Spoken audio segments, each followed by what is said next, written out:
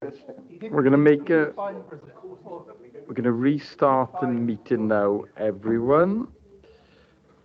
So, everyone's returned from the short comfort break that we have held, and the next report we're considering will be the report of the Corporate Director of Social Services and Wellbeing, and it is on the proposed policies on admissions and commencement of service and anti-bullying policies.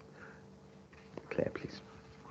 Thank you very much, Leader. So we've got two policies for consideration under this agenda item. Both of them are policies that we're required to have as a provider of social care services under the Regulation and Inspection of Care Act, and is part of a sort of series of policies that we're bringing forward to you to Cabinet for consideration.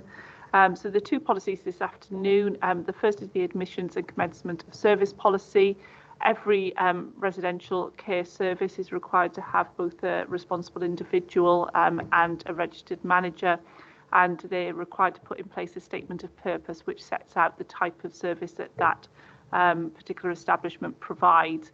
It's really important in accepting admissions that the service provider has got confidence that it can meet the needs of the individual who is being recommended for placement in that establishment, and the policy which is set out at Appendix 1 sets out how we will, as in BCBC, as the provider of those residential care services in adults and children's services, admit people into those care home settings. The second policy for your consideration this afternoon is an anti-bullying policy for our children's residential services. This is quite a detailed policy. We're talking about services here which are the home for children in our county borough, and obviously children are placed alongside other children. It's really important that we take a very preventative and proactive approach in terms of identifying bullying, preventing it happening and addressing it if it does occur, and particularly that children and young people are supported to speak to the staff within their homes, and these are their homes if bullying does occur. So in terms of the policy set out for your consideration this afternoon, the principles within this policy are very much in accordance with other policies in this county borough, such as those in place within school settings, but are very specific in terms of the implementation and in terms of the sort of work that staff do within those settings to the fact that these are policies within a child's home. So quite a detailed policy there. Pleased to provide assurance that in terms of the implementation of this policy, if approved this afternoon, that a lot of work will happen with the children and young people within our care home settings to raise awareness, to make sure that they're really clear about how they can report, and to support our workforce too in terms of training. So happy to recommend these policies this afternoon, Leader, and take you to the recommendations at 9.1 of the report. Thank you for that overview, Claire. Deputy Leader, please, then comes the farm. Deputy Leader. Thank you very much, Leader. Thank you very much, Claire. I'm more than happy to recommend these to Cabinet. They were highlighted through priority action notices that we didn't have these in place, and it is a requirement.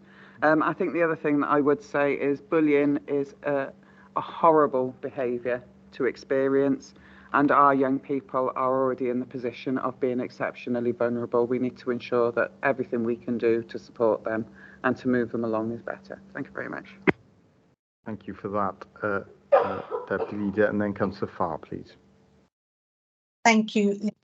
I'm happy to second the report. I've got a couple of questions. So the first question on the admission and commencement of service, please. It is good to have a policy like this, Claire, because it gives the workers kind of a framework to work towards. So that's really, really good. Throughout the policy, the admission one, there is no mention about costs to the residents. So I'm just wondering if there's any way we can add that in, because as we know, when you have a service from the department, it is means tested and you do have to pay towards it. It's not for free. So that's one question on that one. Shall I go on to the next policy, or shall I wait for the response, Leader? We'll wait for the response from Claire. Over to you, please. Thank you.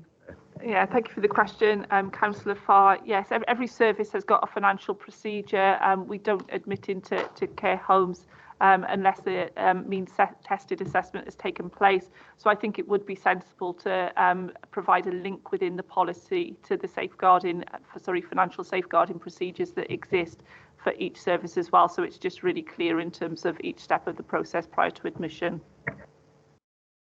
That's great, Claire, because it is good for the staff to know that as well, that there's a link. So the second policy, I just wanted to know, did we consult with the young people in designing this anti-bullying policy? On page 268, point 8.3, do we really need to say that it's often most girls, because there weren't any stats to back that up? And then page 269, 9.1, will staff have training in managing role play? Because I know this can be quite challenging and difficult work to do with young people. Thank you, Claire. Thank you, Leader. Thank you, Councillor Farr. Claire, please. Thanks very much again for those questions, Councillor Farr. So the policy has been drafted based upon existing procedures which were already in place. As Councillor Gebbie has said, it was really important that there was a formally approved procedure. So there wasn't specific engagement with children and young people in its development.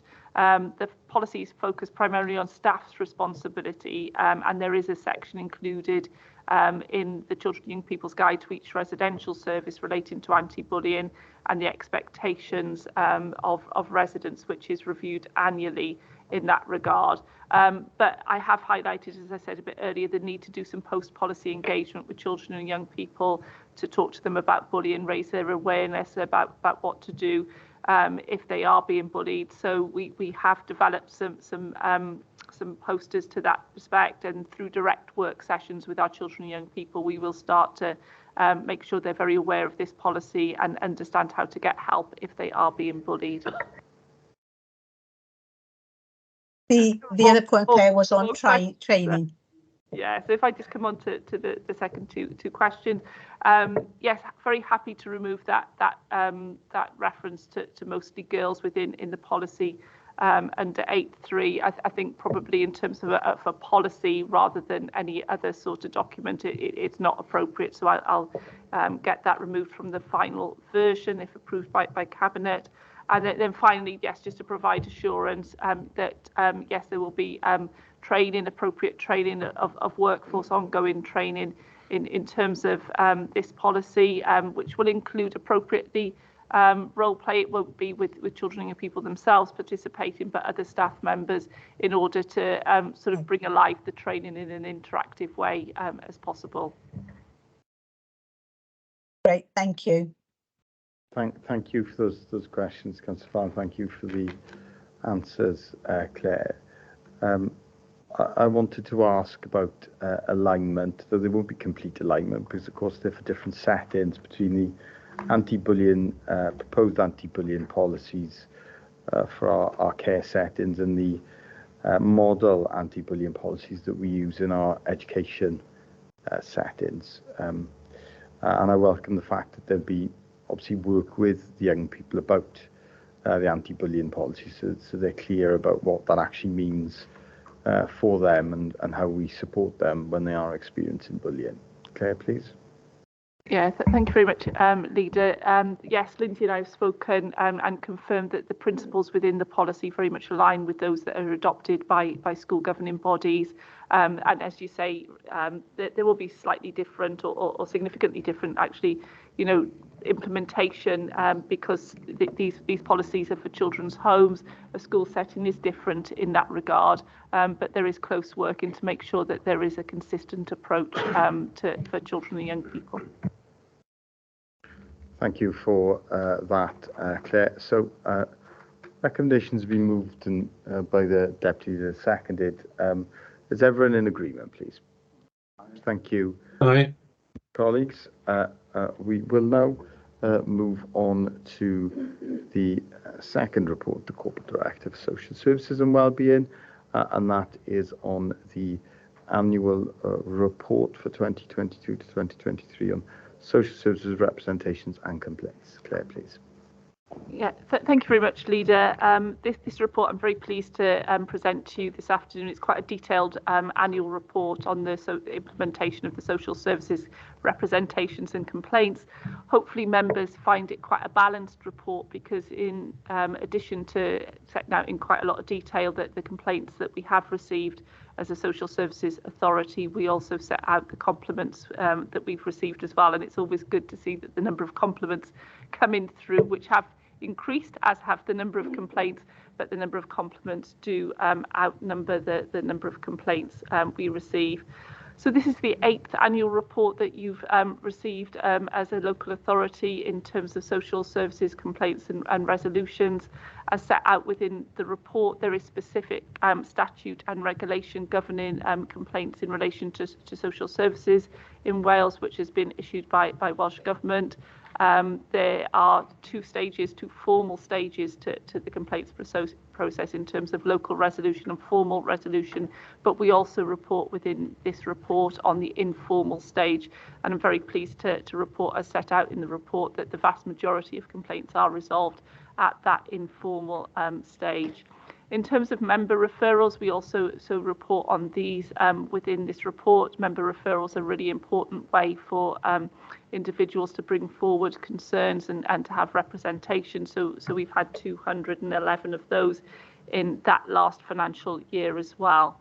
It's really nice within this report, I think, to read some of the specific comments and the positive feedback. Particularly, it's nice to see professional to professional comments, but it's particularly nice, isn't it, when you read some of the comments from individuals who've had access to and interaction with our services.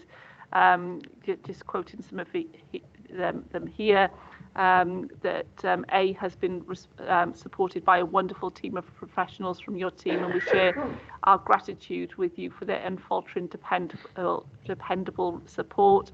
A lovely one here then from a lady in Tikamogo. Thank you so much for making my 96th birthday full of fun, and the buffet was marvellous. So good to know there.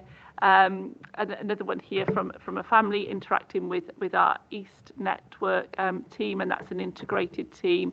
We as a family would like to pass on our thanks to the East Network team for their professionalism, understanding and support through what was a very difficult and emotional time. And it's just a reminder really that people come into interaction with social services often at those most challenging times of their lives really, and if we can make that as positive a experience as we possibly can, then we are doing a good job and doing the job that we come into work to do. It is important, obviously, while celebrating the good practice, to reflect on those areas where complaints have come forward. You know, very important to acknowledge in this report that we have seen that significant increase in those informal complaints during that last year. I think as Cabinet will be very aware, there were parts of children's services which had significant turnover in terms of staff and significant areas of agency workforce during that period. And therefore it's unsurprising that contributed, I suppose, to some of people's experiences with that part of children's services. And it was very telling that those were the areas where we had the majority of those informal complaints, because if you don't have that consistency in terms of worker, it naturally impacts on your experience. What was positive, though, was that we did see timely resolution of those issues when they were raised. So 74% of complaints were resolved informally during the reporting period. And I think that reflects well on the managers who dealt with those complaints and had to manage teams in terms of that turnover of workforce. The vast majority then again of complaints which proceeded past that informal stage were resolved at stage 1, and only then a relatively small number of complaints going to stage 2. The stage 2 process is quite an onerous process. We're required to appoint an independent investigator. That's somebody who's experienced but independent of the local authority. You know, there's a lot of interviews and analysis of data at that point, and often these complaints are very lengthy in terms of the numbers of matters that are risen. But again, it was positive that despite the fact that we had a number of areas investigated, that only 8 areas were upheld during that financial year in terms of the stage 2 processes. And we set out for you on page 15 of this report onwards what those areas that were upheld were. What I'd like to give some assurance to Cabinet around is that where complaints were upheld, there's a very robust process of monitoring the implementation of the resulting action plans with team managers, with group managers. I meet with on a quarterly basis where we go through all aspects of quality and performance within their group of services and have that assurance that the findings from complaints investigations are appropriately being taken forward. And you'll note from this report that although a number of representations were made to Ombudsman, the Ombudsman didn't consider that they needed to take forward any further investigations in respect of Bridgend Social Services complaints during that financial year.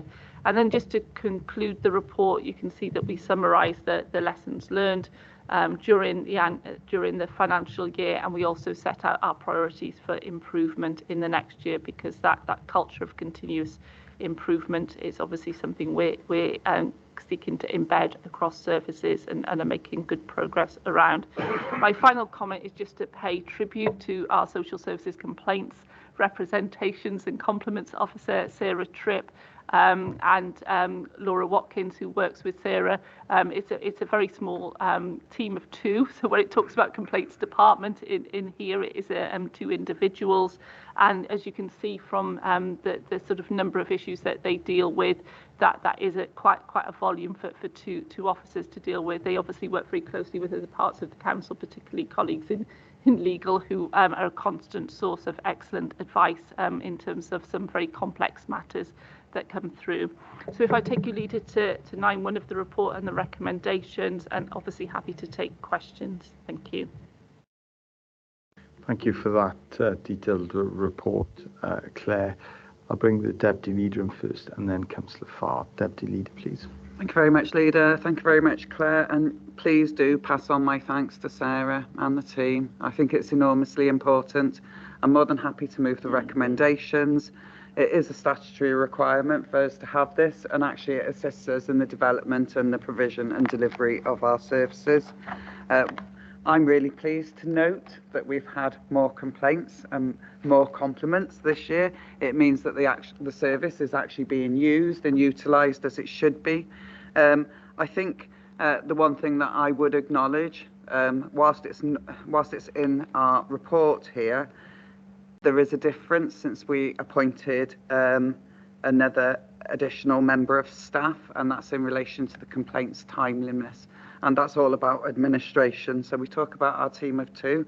That is one of our team of 2, and it has made a difference this year. So although it's not being reported as yet, we can see a difference already. And I think the one thing that I would say to members is that when we get pulled up for our timeliness or our lack of transparency and things around administration processes in social services, this is one of the reports that can highlight that to us. It's about how our residents view our service. So I'm really pleased to see the improvements that we have made. Thanks very much, Leader. Thank you for that, Deputy Leader, and then Councillor Farr, please. Thank you, Leader. I'd like to formally second the report, and I really welcome this report. And it's really great to see that we've got more compliments than complaints. I think both are really important to us. Complaints ensures that, you know, we improve what we are doing. Compliments increases staff morale, teams morale. So it's good to have both. And Claire, can you thank your staff, because they do a fantastic job, and the compliments clearly outlines that. Some questions from me though. Do we know why there has been such an increase in complaints, please? The action plans and the recommendation, how will we monitor and review the action plan implemented or being adhered to? How will we measure success?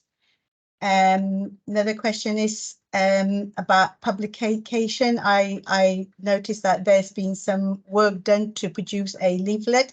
Thank you for sending that to me today. It is fantastic. It's got so much information in that. Can I ask who we consulted with in order to design that leaflet? It's really good.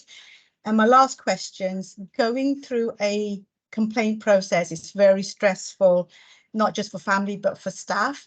So I'm wondering what kind of support network do we have for our staff going through those processes? Thank you, Claire. Thank you for all those questions. Councillor Farr, Claire, please. Thank you very much. Yes, Councillor Farr, for the question. So in terms of the reason for the increase in complaint, I think that the main reasons in the last year, you can see them in the report, that the majority of that increase has been in children's social care, as being because of some of the workforce challenges that we've had within children's social care. We saw that there were particular concentrations of complaints in those teams, and I won't name them here because they've been quite turning around in some of these aspects, but those teams where there were the highest level of agency workers, and particularly where we had significant turnover of agency workers, and it was a real theme coming through those informal complaints in terms of frustration about, I've told my story once to this particular worker. That worker has moved on. Now I'm having to tell my story again. So real credit to the team managers in those scenarios who had to deal with a lot of those difficulties. And thankfully, we've got a far more stable situation in terms of workforce in those teams now. And hopefully that will be reflected at year end when you see the final complaints report from this financial year next year.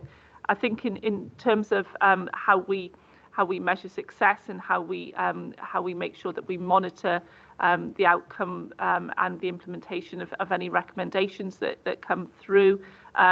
It's really important that we model what's good and what goes well in terms of the compliments, but in terms of those areas where we do have complaints upheld, there are action plans. Those are monitored with team managers. Those are monitored, as I said a little bit earlier in my introductory remarks, through the quarterly quality and performance meetings that I have at a group manager level, and the complaints officer has got a tracker.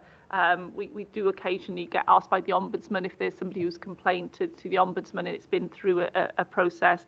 And as you can see by the fact that he didn't take forward any further implementation, that he's been happy with our responses in terms of our monitoring of the recommendations that we have. In terms of the information that we've developed, which was, I suppose, a good example really of how you can take forward improvements, wasn't it, from complaints, that was something highlighted, and a really good piece of work came out of that. That was developed by our former social work lead in adult services, Carmel Donovan. So pay tribute to Carmel, who's now happily retired. So I haven't had a chance to check with her because she's left exactly what consultation engagement has happened in the development of that leaflet. But I'll check with Jackie Davis, our head of adult social care, and let you know, Councillor Farr, and obviously the impact that is having in terms of that. And then the final question, I think, was about support to staff. Obviously, it can be really quite stressful, can't it? Particularly if there's a stage 2 investigation and an independent investigating officer appointed. The first line of support is always through line manager and through really robust and effective, reflective and pastoral supervision to anybody who's got a piece of work they've done is part of an investigation. We've also got in our social care workforce development team an individual called Mike Lewis, who provides a lot of support to teams, and that team I mentioned where a lot of the complaints came forward in terms of their morale and well-being, and supporting them to respond positively to complaints and to see complaints as a positive. And then through a very carefully triage process, we've got trauma-informed support for staff if they've been involved in a particularly difficult case. And that's really effective in keeping people in work if they have been in that scenario, and very well supported through HR processes and colleagues in terms of access to that support. Thank you, Claire. That's really good. Thank you. Thank you for the comprehensive answer to a comprehensive set of of questions, Claire. I can see that the objectives for 2023-2024, we are committed to doing more work with the new citizens advice body that has been created, and it's worth reporting that myself, the deputy leader, the chief executive, and yourself as the corporate director met very recently with the citizens voice body, because we're keen that we work together on how we respond to the concerns of citizens, and how we improve the overall level of engagement, with a view to alignment of some of that engagement, so that it's focused, and also just generally on those objectives. Are those still our objectives, given that the report was at a period of time? I think they are, but just reassurance around that. And also I think it is interesting, of concern that we've got more complaints, but welcome the fact we've got more compliments. Now, hopefully that's simply a sign of just more people engaging in the process, not necessarily a sign of there being more dissatisfaction or even more satisfaction. It may well just be that we've got more engagement with the process. And what would be helpful next year is if we could have a breakdown of some of the complaints and compliments within adult social care, because that is a vast area of very different services, from services for people with mental health needs to services for people with learning disabilities, to services for older people, day services, home care services. So there's some detail there, but I'd certainly welcome more going forward, so that we can continue to use this report as a way of helping to shape and improve services going forward. Claire, please. Thank you. Yeah, yes, these are continuing to be the objectives for this year. As you say, we had that meeting with Llais, and I think the establishment is an important development, particularly in terms of the advocacy role they can play to support individuals to bring forward complaints. And I think we want to establish really positive working relationships with them, in terms of, you know, what will make the difference, and that increase in complaints. I think I've mentioned a number of times about a stable workforce, and I probably mention it in many reports which I bring forward into Cabinet, and that is what will make the difference. So the fact that the workforce is now stabilising is a real positive, I think, and hopefully giving people a far more you know, sort of effective engagement with us. We really have been encouraging people to bring forward and share with us the compliments that they receive. There are a lot of staff compliments, and the fact that the numbers are going up, hopefully it's because we're getting more compliments, but I also think it's probably because we've done that work about awareness raising, and yes, in terms of the breakdown for adult services, that's a good example of how we can continuously improve how we report as well. So that'll be part of the annual report for this year when it comes forward next year. Okay, thank you for that. Recommendations have been moved and seconded, and please convey that appreciation that I know all Cabinet members have for the dedication of staff in social services, and indeed across the authority, to improving services. And we can see how that's appreciated by so many of the service users too. Okay, so the next report that we have is the third report of the Corporate Director of Social Services, and that is on our safeguarding policy review, please. Claire. Thank you very much, Leader. And again, I'm very pleased to present this report to you this afternoon. It's a really key policy for us as a local authority, is to have a very clear corporate safeguarding policy to keep people safe. So the current corporate safeguarding policy was something that you considered and approved as Cabinet back in June 2021, so it's about 2.5 years ago. I won't go through every aspect of this policy in detail. What I will do is just highlight for you where we've strengthened the policy and made changes. So this policy clearly sets out the legislative framework in which we work, and it sets out very clearly the roles and responsibilities of all of us within the council partners and our whole workforce. The area that we've really strengthened within this report in terms of our governance arrangement is the establishment of our Corporate Safeguarding Board. It has been meeting for about 18 months now, but there's refreshed terms of reference for that board in this report, and obviously it's got membership from right across the local authority, which is really important. The second area that we've really strengthened within this report is our own approach to self-evaluation. Obviously, as a local authority, it's very important that we evaluate our own performance. We've got really good practice in education safeguarding and the self-evaluative reports that schools undertake. And through the implementation of this new refreshed policy, we're looking to replicate that good practice across directorates within the council. And as you can see on page 324 in the pack, we will be implementing self-evaluation and a self-evaluative template which every directorate within the council will complete, supported by our corporate safeguarding officer, and the self-evaluative tool is there in Appendix D. Now, what that should enable us to do when we bring forward our corporate safeguarding annual report, and the report for last year is going to scrutiny in December, and will come forward into Cabinet as well.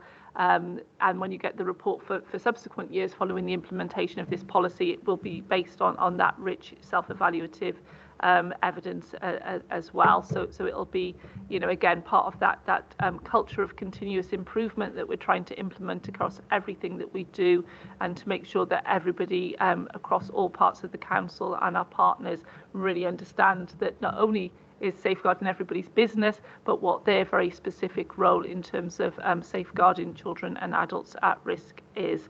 So without further sort of preamble, Leader, I'll bring you to the recommendation within the report that Cabinet approve the updated corporate safeguarding policy set out in 9.1, and happy to take any questions. Thank you for that, Claire. Deputy Leader, please. Thank you very much, Leader. I'm more than happy to move this report. It's vitally important. I think the thing that I would advise members to note is what safeguarding actually covers, and it's not just risks posed to children or indeed to vulnerable adults. It's about child sexual exploitation, it's about radicalisation, it's about female genital mutilation, and all manner of things that actually in a utopia we would not expect to see at all. And I think it's really important to note that council staff are instrumental in identifying, more often than not, any human trafficking or slavery that's going on. Indeed, one of the last recorded incidents for trafficking was by a council bin man, so a refuse lorry that actually picked up the fact that there was slavery going on in the building that they were collecting rubbish from. So I think it's really important to note it does tell us how we need to do things. And considering domestic violence starts next week, it's another thing that we do need to consider. There's lots of women and indeed men out there that are at risk of all sorts of abuse from partners and from family members, and we need to be cognizant of that fact. Thank you very much.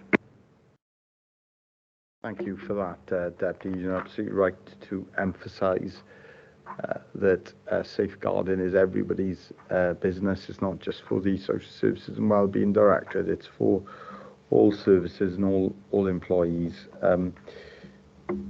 There's a question from me, and that's just on the publication of the annual report of the effectiveness of the Cwm Taf Morgannwg Regional Safeguarding Board. So just checking when we'll receive that, because I think it's important that we do receive it and consider it as a cabinet, and indeed there's consideration of how the overview and scrutiny committee process can consider that as well, particularly given the partnership arrangements that are so important to safeguarding, because actually it's not just for all the departments within the council. I should have added that, of course, it's every organisation's business, not just every department's business. Secondly, then, from me, just some timescales on the self-assessment and the risk register, because I do think they will be useful tools and ways of us to monitor the overall safeguarding arrangements across different departments within the authority. Claire, please. Thank you, Leader. So the annual report of the Regional Safeguarding Board will be appended to our annual report, which will go to Overview and Scrutiny Committee and then through into Cabinet. So that's how we intend to make sure that there's Bridgend County Borough Council oversight of the work of the Regional Safeguarding Board, which is the statutory body to which all partners are accountable in terms of our safeguarding quality and performance. And then in terms of the implementation of the self-evaluation process, we intend to pilot it. I say pilot it. We intend all directorates to pilot it in quarter one. In quarter four, the sort of new year from January onwards, and then implement it properly from the new financial year onwards. So that'll just give us an opportunity to make sure that the self-evaluative tool is the right one to tweak for Alia, who's our corporate safeguarding officer, to provide support to directorates, perhaps where they need a little bit more support than those whose everyday business is child protection, and then to make sure that fully is implemented from the new financial year onwards. Okay, thank you very much for that, Claire. So, report's been moved to have a seconder, please. Thank you, Councillor Brundle. Is everyone in agreement, please? Yeah, thank you, colleagues. In which case we will move on to the report of the Chief Officer for HR, Legal, Regulatory and Corporate Policy, and that is on the proposed representation on the Joint Committee of the National Adoption Service for Wales and Foster Wales. Kelly, please.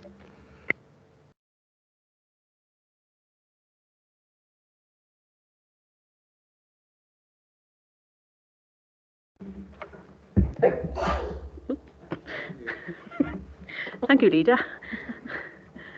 This is just a brief report today, and the purpose is to seek Cabinet approval for the appointment of an elected member to sit on the Joint Committee for the National Adoption Service for Wales and Foster Wales. An invitation was received for the Council to confirm its nominated elected member.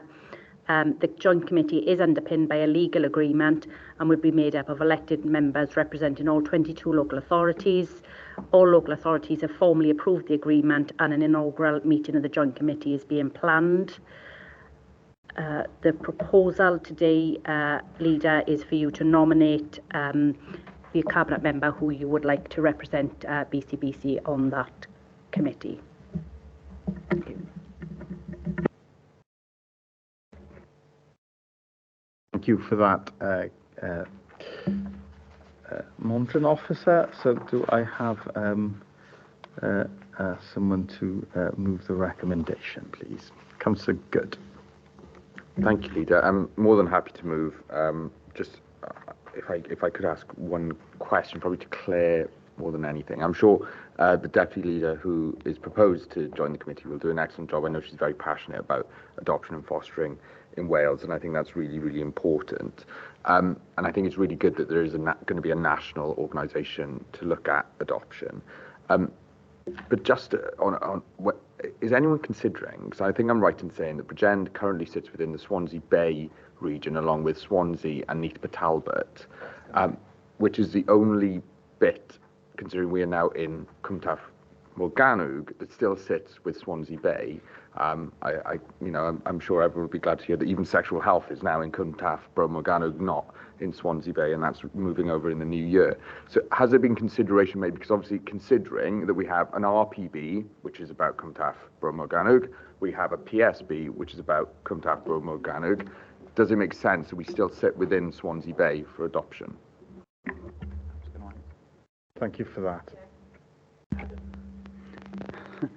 Thank you very much for the question, Councillor Good. I would say that I was in a Western Bay adoption meeting yesterday. We have reviewed the footprint, and actually we're doing really well in comparison across Wales. I think the one thing that I would note is it hasn't cost us as much to deliver the service, considering the placements that we haven't found this year for various reasons. And we will be getting a rebate on some of our cash. So considering our financial this year, that's a really good indicator. And we're set up slightly differently to the rest of the regional footprint arrangements, and we wouldn't fit in well with them. So there has been a review. I am content. Thank you very much. Thank you for that, Deputy Leader. Councillor Farr is next, please. Thank you, Leader. I'd just like to second the report, and I think it makes sense for the Cabinet Member for Social Services and Wellbeing to be on that. Thank you, Leader. Thank you, Councillor Farr. And Claire, did you want to come back in, please? Yeah, it's only just to add to what Councillor Gebbie said, that the Regional Adoption Collaborative that covers the rest of Cwmtaf Morgannwg is actually the Valley and Vale, was it called VVC? Valleys, Vale and Coast, I think it stands for, and it actually covers RCT, Merthyr, Cardiff and the Vale, so it's not on one health board footprint either, so it's a little bit more complicated.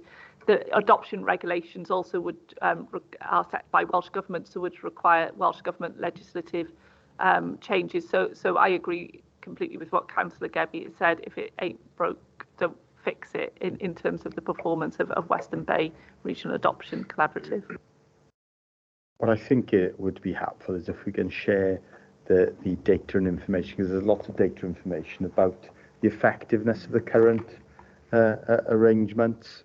There's a report that the National Adoption Service has produced. I'll make sure that's shared with all members, but I'll obviously looks at performance on an all Wales basis. It does undertake some analysis of performance between different adoption agencies, but I think it would be helpful to see that as well in terms of waiting times, successful adoptions, and other performance indicators that are used. Thanks so much, Claire. Deputy, of course. Considering your comments, I thought something of note is that the only failed adoptions that we've had in the previous year were from independent arrangements. So they don't follow the same processes and they haven't got the same governance that we have within our own teams. And it's something that's been reviewed and it's actually included in our local authority assessment now of any independent proposition. Thank you. That's interesting. Thanks so much for that. Deputy Leader. So everyone happy with the recommendations, all in agreement? Congratulations, Deputy Leader, on your appointment. And we will now move on to the next report, the Chief Officer for HR, Legal, Regulatory and Corporate Policy, and that is on our corporate self-assessment. So we have been joined by the manager, so I will invite Alex to take us through this report, please, Alex. Thank you. I'm Alex Rawlin, the Corporate Policy and Performance Manager, and today I want to take views on the Council's second Corporate Self-Assessment Report for 22-23. The approach to developing self-assessment went to Governance and Audit Committee in April, with the draft report in July and a near final version a few weeks ago, and their changes are reflected on the document in front of you. In self-assessment, we're required by Welsh Government to demonstrate that we're doing three things: performing well and improving outcomes, using our resources well, and using proper governance. We've got a much more embedded self-assessment process now than last year. So directorates used their Q4 performance dashboards to develop a directorate self-assessment, and the performance team pulled all of those together into a single report, which was moderated at corporate performance assessment meeting in July. Our judgments focus on how we've progressed against the corporate plan 2018 to 23, so it's the old corporate plan, and are a balance of how we've done on our PIs, how we've done on our commitments, the views of regulators, and findings from consultation and engagement. We've also considered whether we feel like we've improved, stayed the same, or got worse since last year.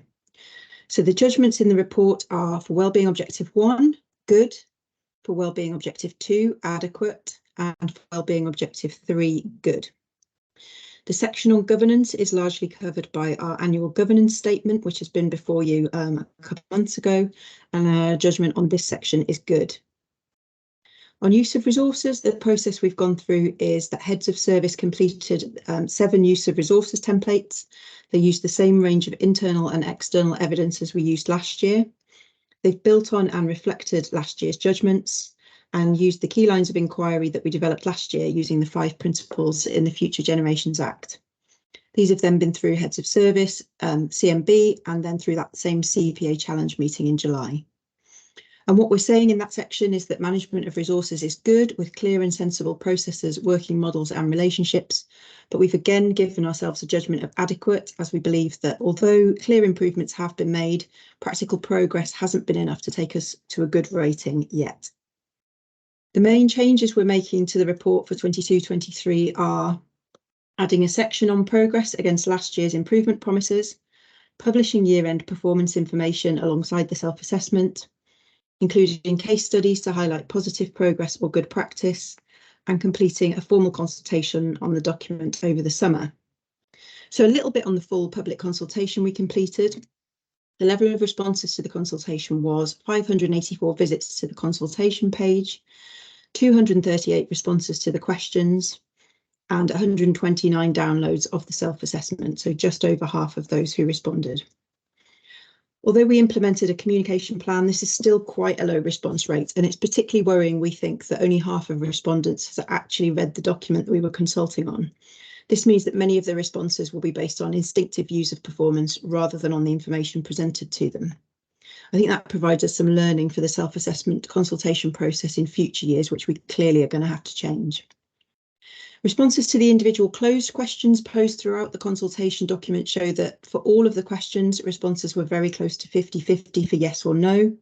Just over half of respondents, so 52 to 56%, agreed we provided sufficient evidence, albeit almost half of them hadn't read the report. A slightly lower proportion, 49 to 55%, agreed that it was clear what more we have planned, and a slightly higher proportion, 54 to 58%, agreed the judgments were about right. There were also large numbers of comments and responses to the open questions in each section of the consultation, and the most frequent issues raised there were the council doesn't listen to residents, the council does not provide information on what it's planning or doing, it's hard to get responses from the council tax and business rates are too high, Bridgend Town Centre is neglected, and services that everyone used, like roads and pavements, grass cutting, parks and waste collection, are not being prioritised. And incidentally, in line with what Janine said and the Deputy Leader said earlier, there were some incredibly angry responses to the consultation with the same kind of bad language reported on her consultation. I think that feedback demonstrates there's more work for us to do on engagement, communication and understanding. But those comments in the open sections were very similar to those we got in the corporate plan consultation at the start of this year. And we hope the new corporate plan, delivery plan and performance indicators that have been developed to reflect that and should provide significantly more detail on these areas of interest for future self-assessments. As over half of respondents were satisfied with the contents of the consultation report, we've kept the judgments as they were in that Governance and Audit Committee report in July.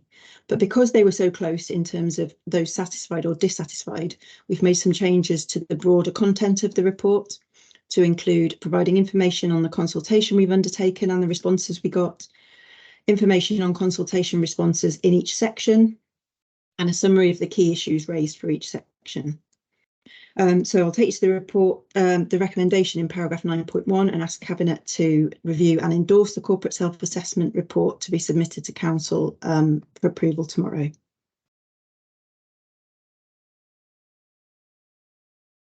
Thanks so much for that report, Alex. Any questions on the report, please? Councillor Good. Thank you, Leader. Thank you, Alex, for taking us through the report, and thank you to you and the team for all the work you've been doing on this over the last 18 months.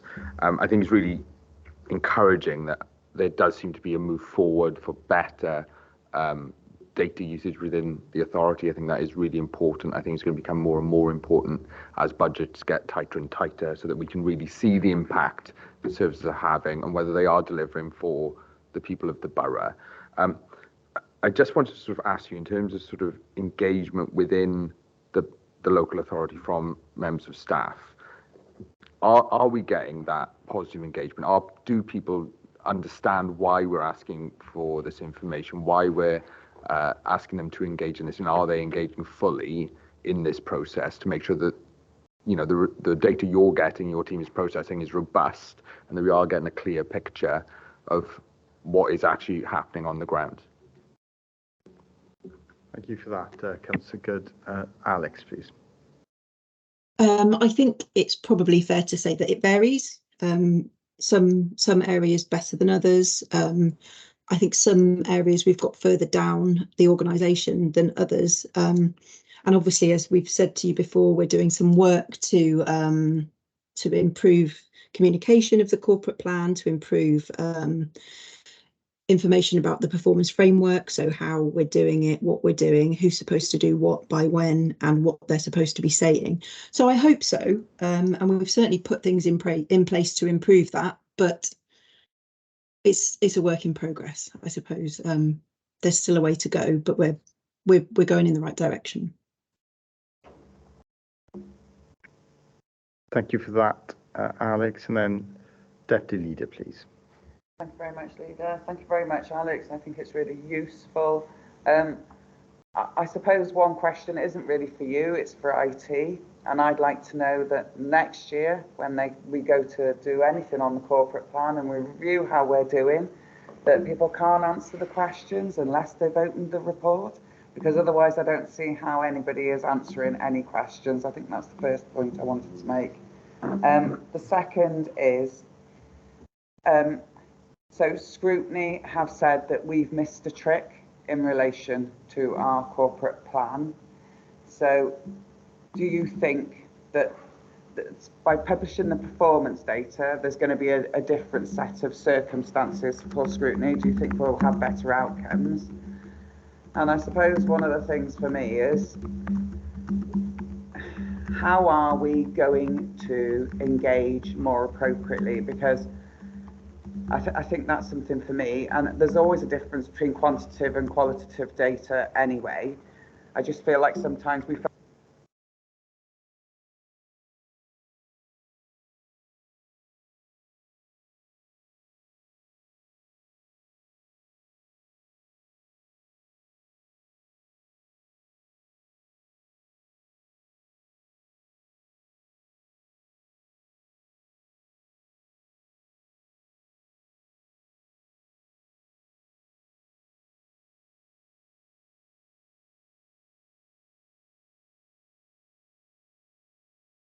I think I've just realised that. Did you have your... is it because my mic isn't on? Huh? Oh, my mic wasn't on. Nobody in the room told me my mic wasn't on. Sorry, Alex. So I've just waffled. It was for half of that.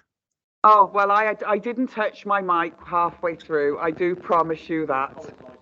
I got a question about... It was the comment on ICT, obviously. That's what it was.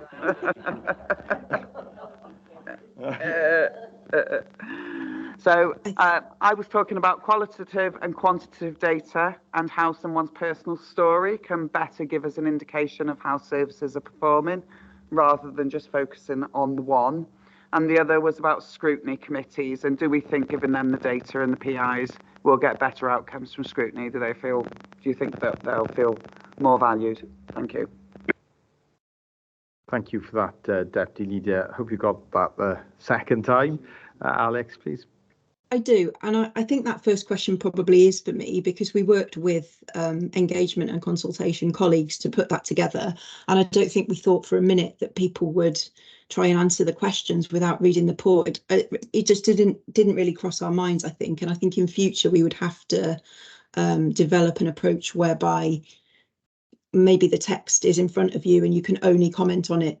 You know, they're so close together that you wouldn't be able to disentangle the two, rather than having a report that you have to download separately. But we'll certainly work with them again to improve things for next year.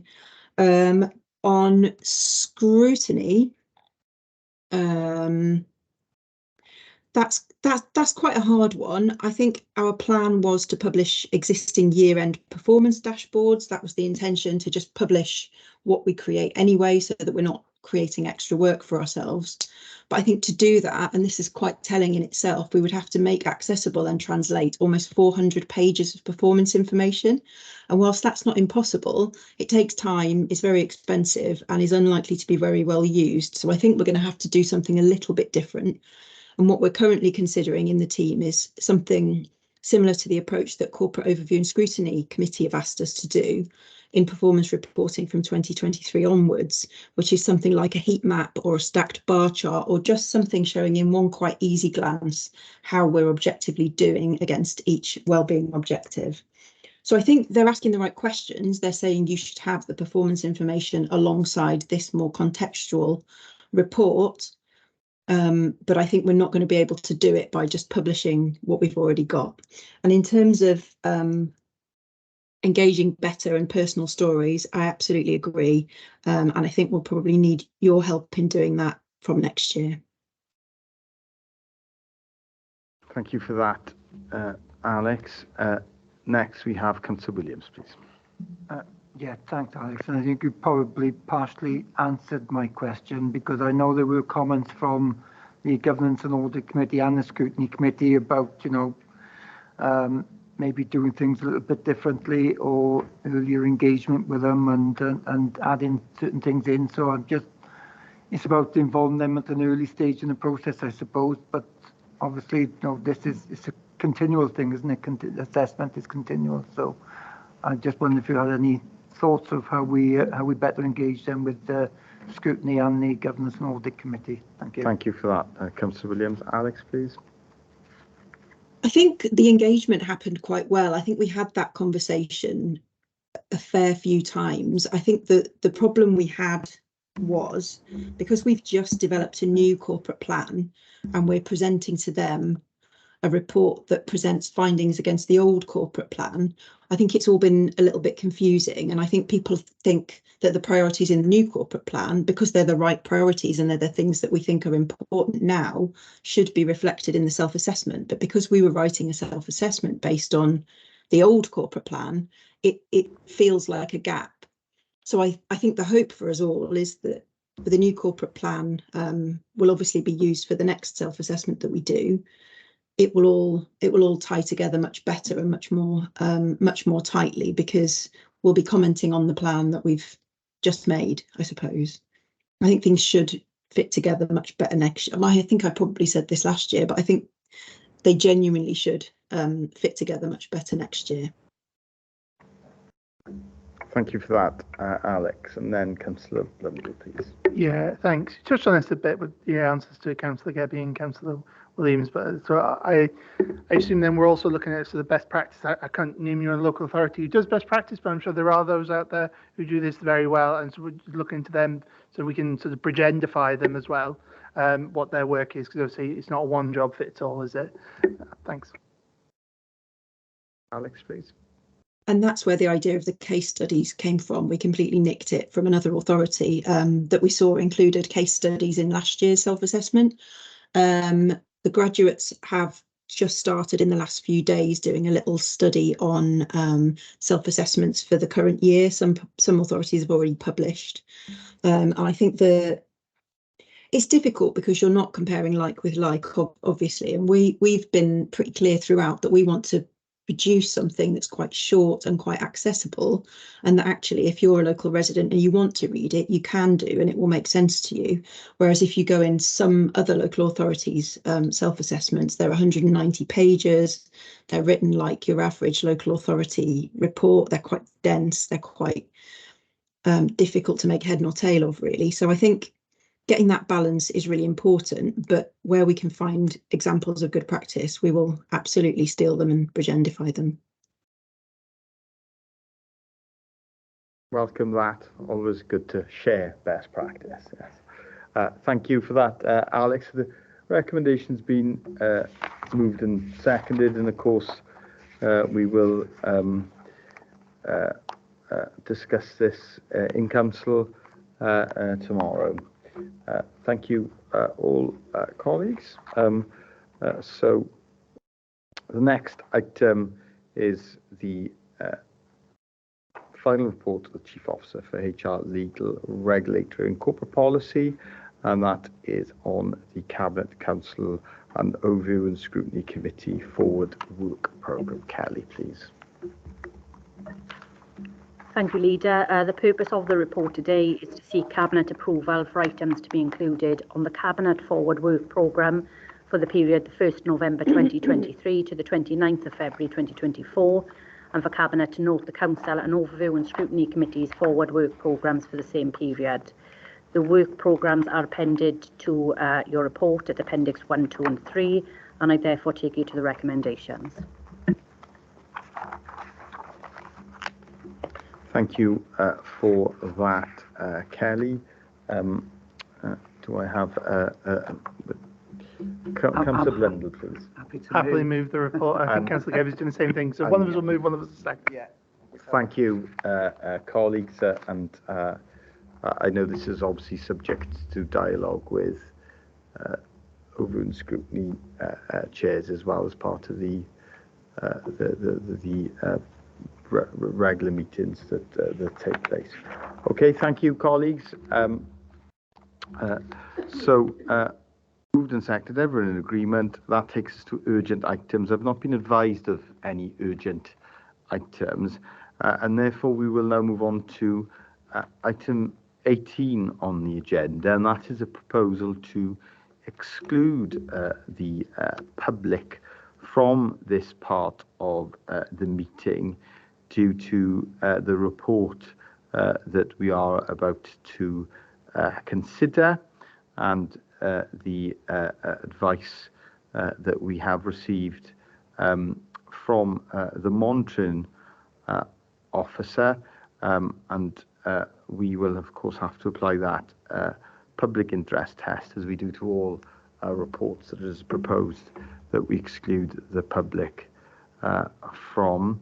And I will now bring in the monitoring officer to take us through that process of applying the public interest test. Kelly, please. Thank you, Leader. As you've pointed out, generally Cabinet will make decisions in an open forum. However, legislation does allow for some items to be dealt with in private if they meet the criteria as set out in the legislation. I can confirm I've been through the report, and I'm advising that it does contain exempt information as defined in the legislation.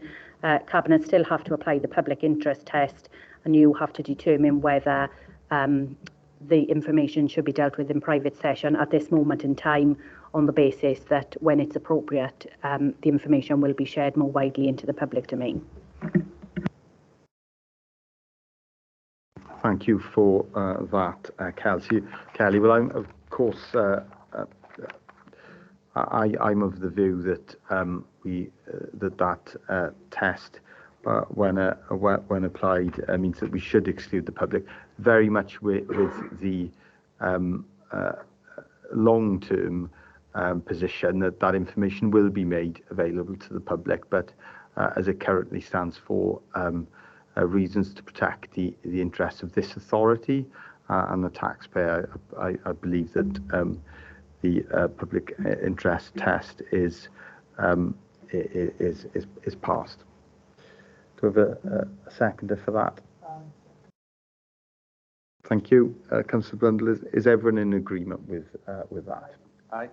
Okay, thank you, colleagues. We'll now receive the report of the Corporate Director for Communities on the